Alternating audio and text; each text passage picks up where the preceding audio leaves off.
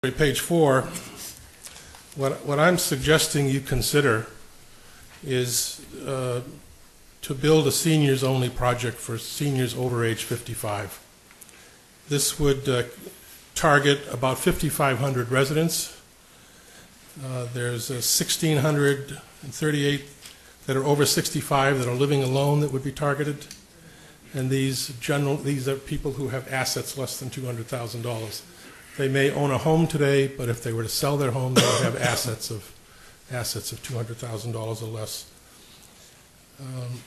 We also want to consider in this category seniors that are below the poverty level, and you can see what the numbers are. The residents over 65 are 3,000, and the residents that are living alone over 65 are 1,000 people.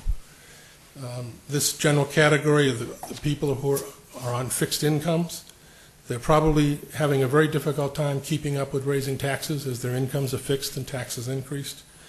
Their medical expenses are increasing and they're feeling the pressure.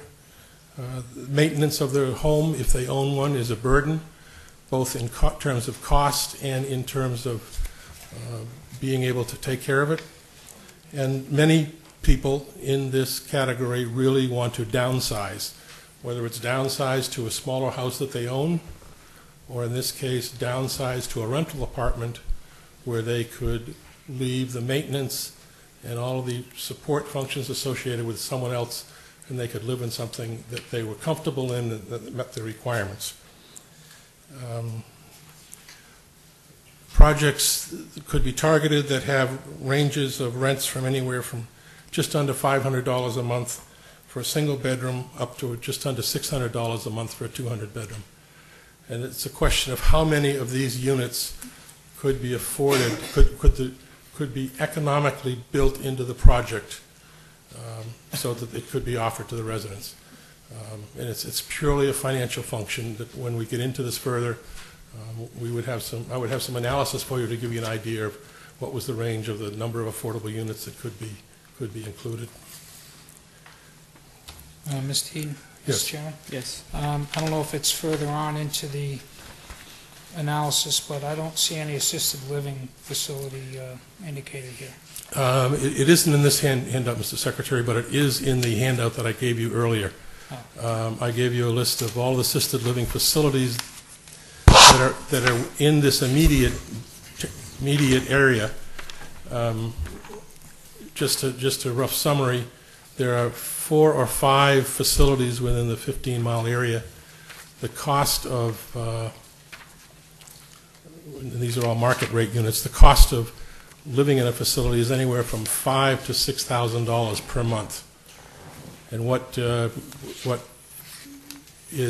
has been accomplished in some projects is that if the project is large enough, it can support, the market rate units can support affordable assisted living in the order of $1,000 a month.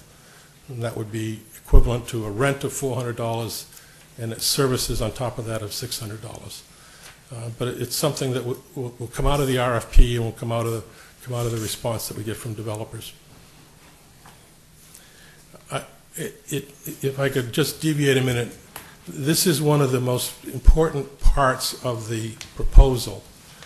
And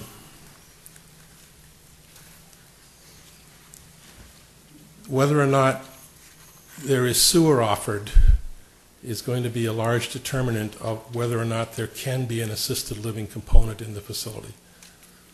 I'll get into that in just a second.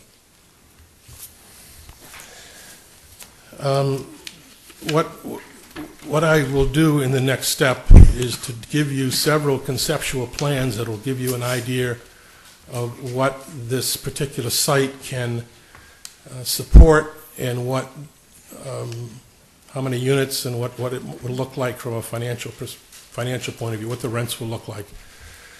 I call this a conceptual plan, and I look at it as something that answers basic questions as to whether or not developers will find this project attractive and whether they will invest the $10,000 to $15,000 to prepare a response to your quote.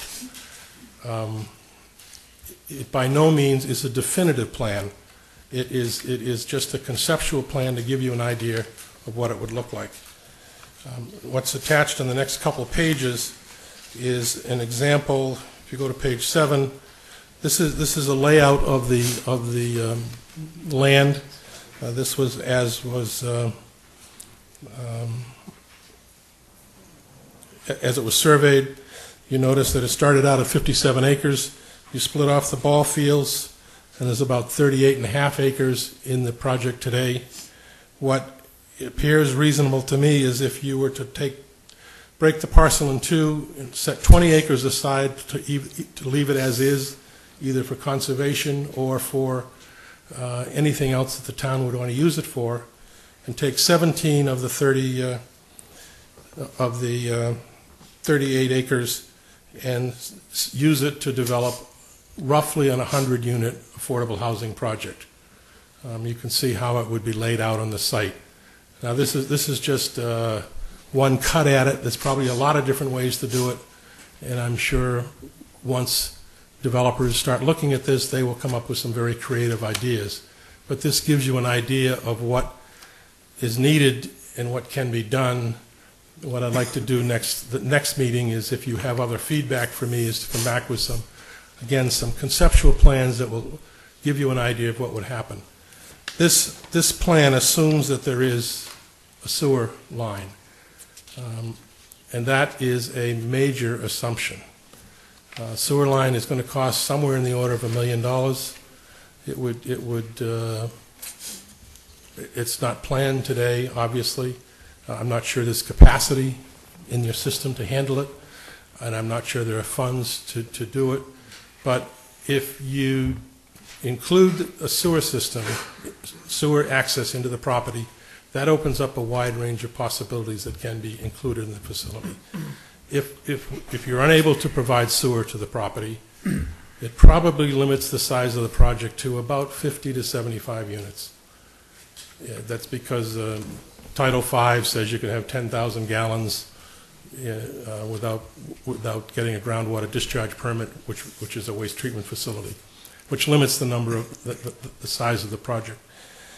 Not that that's bad, but it is a limiting factor, and just by the sheer size of the project, there's less things that you can do with a smaller project than you can do with a larger project. I've included some examples of some projects here. On page 8, there's a project that was done in Mashpee. It's 56 units of over 55 housing. You can see it's targeted for people that earn less than $26,000. They pay less than $400 a month rent. There's a limited number of these units on site, but some would consider this to be an attractive facility and something that would ideally fit on the site. Also included in the package are some examples of some other facilities that have been done. I'm not going to go through them, but just to give you an idea that there are many different styles and many different looks and feels that can be considered.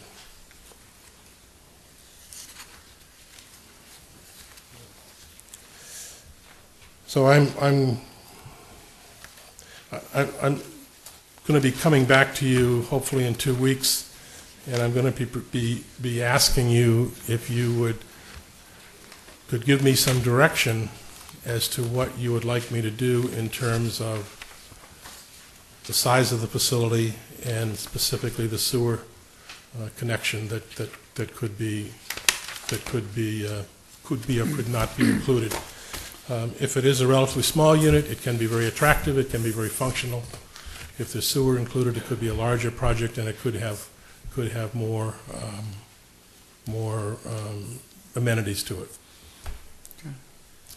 The comment I would make on the sewer, I mean, obviously there's several comments to be made, but one that isn't necessarily within your scope, but the board would have to address in the future, is that if you brought the sewer line to that location, it bypasses a couple other developments who would be required to tie in once the line went by.